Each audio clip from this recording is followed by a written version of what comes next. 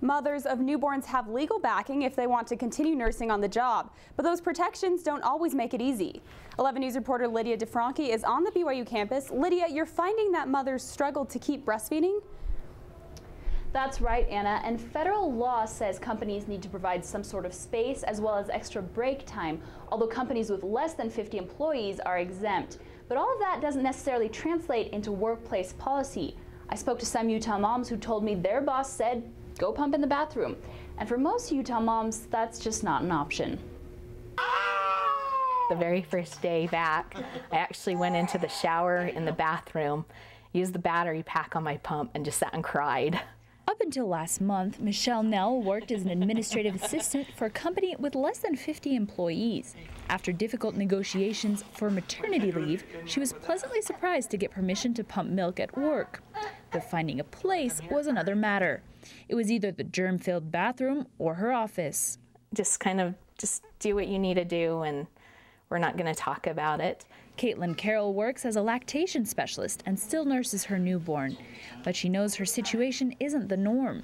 Many of her clients with low-income jobs don't have that option. You know, they're large organizations with definitely more than 50 employees, but they won't give them a place or time to pump.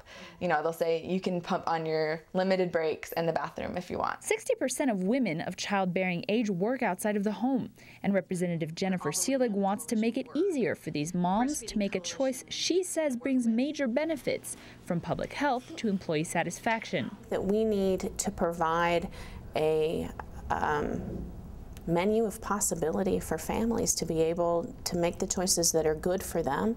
Seelig is lucky enough to work for a company that boasts several luxurious mother's rooms and reasonable break time. But when you're making minimum wage, you're more vulnerable when facing your employer. We have some women who come in who say, I don't even want to ask my boss because I'm afraid they're going to go, no, you can't do that, and then I may lose my job.